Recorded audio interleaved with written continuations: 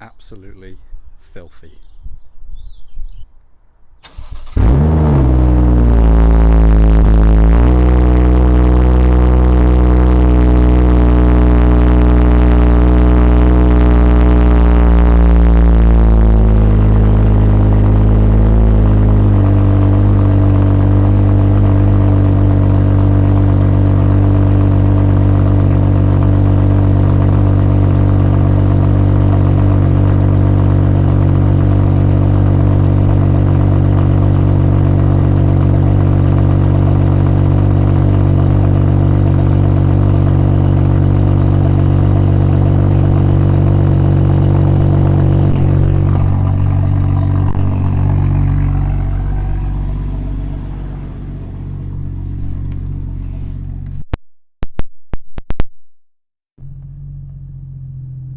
Hello YouTube. So you joined me today on a really wet and greasy day. The back end of the M2 has been slipping everywhere today.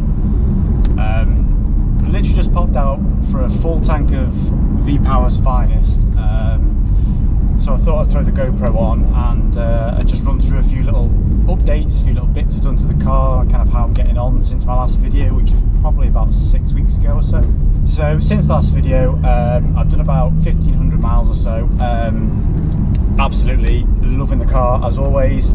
Done a little bit of servicing in that time, including the sixth, if I can get my tongue in, the sixth monthly oil change that I'm doing. So done myself, Miller's Nano Dry Performance Oil, genuine filter, sun plug, that kind of thing. Updated on the iDrive system. I've done a brake fluid change, I've done an air filter change, a cabin filter change, and an overall inspection. I'm still due to do a spark plug change, which I'll do in the next month or so. But other than that, we're up to date on the servicing. Car is, as you would expect, running absolutely perfectly. Touch wood, because I have had a few issues. Hopefully I won't have any more issues because I've got no warranty anymore. So any issues that do arise in the future will have to be fixed out of the wallet and the bank of Alex, which isn't what you want, because you want to spend your money on fuel and mods, but hey ho. This is a BMW after all, so I'm expecting something to go wrong at some point, but touch wood at the moment, all is good. Sorry for my concentrating and lack of speaking, because this road I'm driving on is absolutely full of potholes, and you have to dodge them constantly. But yeah, so I've done a few mods in the last couple of months. I say mods, nothing major. The biggest one is I've had new tyres fitted just before Christmas. So I did have Cup 2s on the front, which during the summer when they were nice and hot, brilliant. They were really, really good tyres, plenty of grip, and they drove really nicely. But when it's hot on a nice dry summer's day, that is only, what, less than 10% of the usual UK weather. So for the rest of the year, I'll be brutal, the Cup 2s are pretty crap tyres. When it's cold and wet and greasy.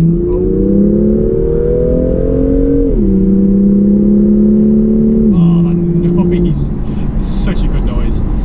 Yeah, when it's cold, wet and greasy, Cup 2s just are not the tyre to go for.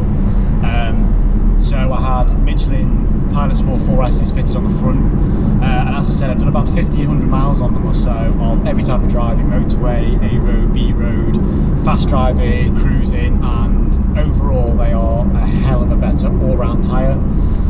It might be placebo, but I think they've got a little bit of, it's a little bit tighter turning in, which is quite nice.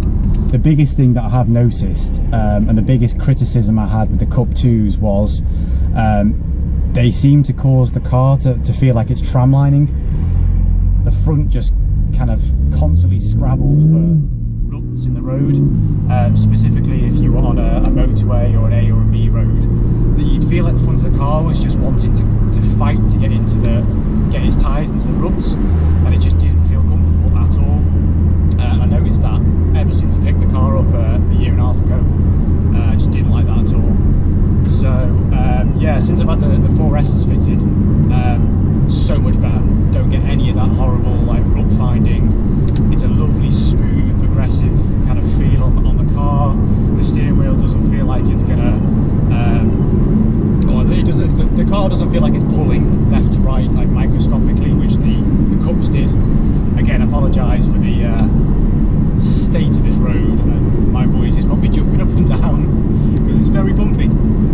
So yeah, overall tyres really feel really good. Would recommend the 4S's, and I've gone a tyre size upwards. So the stock tyres, OEM size, were a 245 35/19, and I've gone for a 255 35/19. So it gives you just slightly more tyre width, more grip, but then it also aesthetically fills out the arches a bit better. So the OEM tyre sizes, the actual sidewalls of the tyre kind of lent in a little bit because obviously the tyre wasn't quite as wide as the alloy. Now with the 255 tyres, they just fit the alloy a lot better, so they sit a lot squarer to the alloy wheel. So a few of the mods that I've done since, well, in the last couple of weeks or so, the most recent one is I've added some M Performance style, so not M Performance, but M Performance style kind of carbon fibre effect chrome tips on the exhaust. So I've been running the usual chrome kind of OEM tailpipe.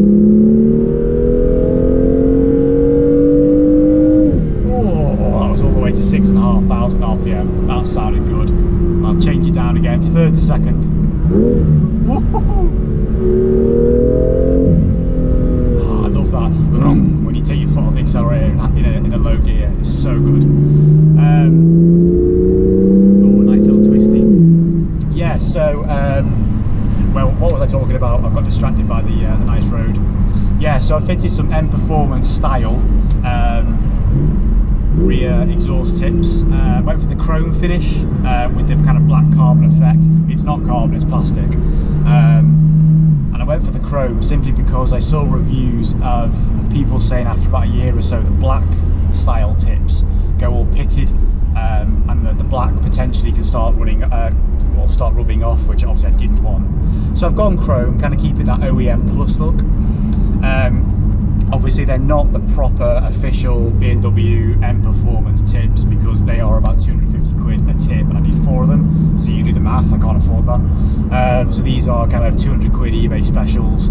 I've wrapped them in 3 coats of ceramic coating, and then some Auto Finesse wax and a detailing spray, and I'll keep on top of the ceramic sprays making sure that they're thoroughly coated. Overall really happy with the looks of the tips. They're a hell of a lot better than the OEM tips. And yeah, just kind of finish off the back of the car really nicely. So some other mods that I've done include, sorry, someone's just reverse parking in the road, which is always helpful when they kind of pull out last minute. So yeah, some other mods that I've done include, so I've replaced the front kidney grills. So the car came with stock chrome kidney grills. I sprayed them black about 6 months ago, which lasted well for about 6 months. So I've bitten the bullet and I've bought some auto ID replacements. So I was quite lucky, I got them in the Black Friday sale. They're about 40 quid, and they basically mean that I can push out the gubbins of the OEM grills, keep the M2 badge, and then just use the proper black surround. So they look really good now, and I'll flash some images up of them.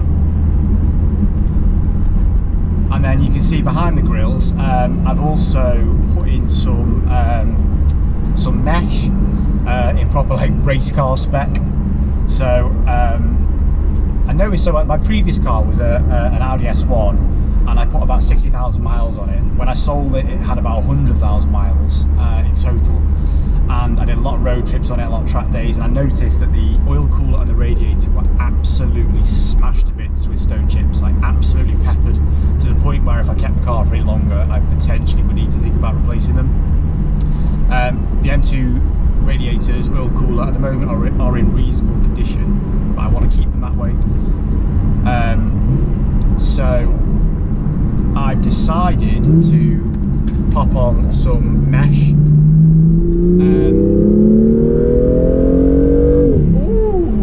Ooh, that was good. So yeah, I've decided to put on some mesh just to try and keep out some of the stones, especially when I'm on road trips and stuff. Yeah, we'll see how we get on. And to be honest, I quite like the look of it as well. So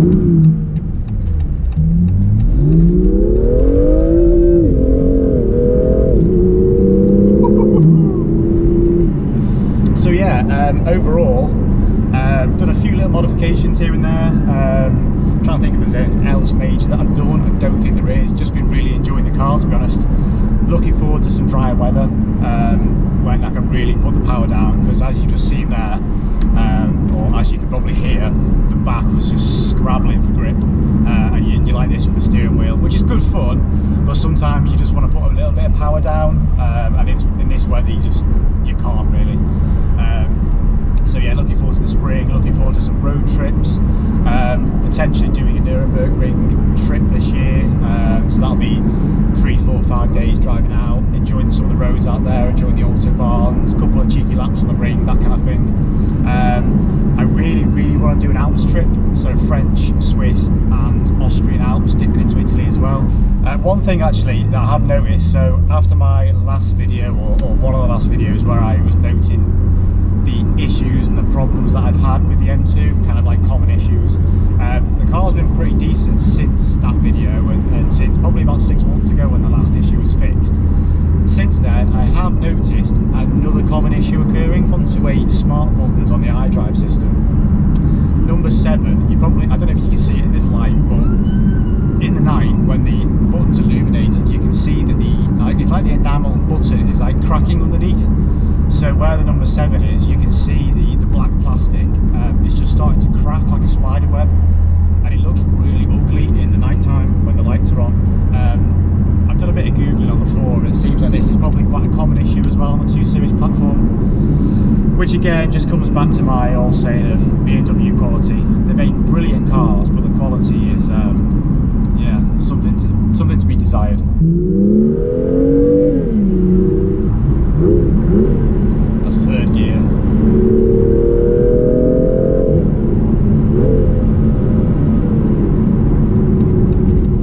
That does sound good. I'm only doing 60 miles an hour. And that's the thing with this, you don't need to go fast, you can just cruise along, flick down the gears, accelerate a little bit, all within the speed limit, and have a real fun time, big smile on your face. It's brilliant. Love this car.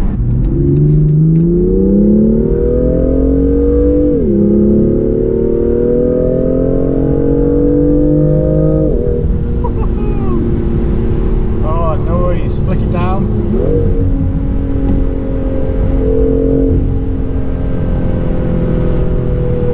Second gear, which is where you've got to be careful in this kind of greasy weather, because it's the most torquey gear.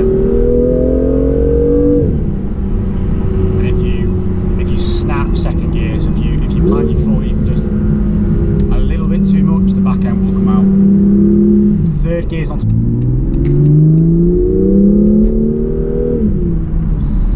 And yeah, I think that's about it for this video. Like I said, just a very quick update. Hopefully I can make more content again soon. The one reason that I'm kind of wanting to do a lot of this is I enjoy making them when I get time. But it's the fact that when I was, prior to me getting the M2, when I was looking to get an M2, I was looking at a lot of owner's review content, of which there's some, but there isn't a lot. Probably because it's, you know, a rarer car compared to some other performance cars. And even now I've got it, I'm still searching for M2 videos, and again, there really isn't that much. There's a lot of content on the brand new G87 M2, but nothing much on the OG M2, you know, the old M55 M2, which this is, where the M2 all started. So yeah, I'm going to try and make some videos. I'll try and vary them up a little bit. If there's any video that anybody wants, if you're looking to get into an M2 or you've got an M2, please let me know and I'll try and do a video on it. And yeah, I'll see you in the next one. Cheers.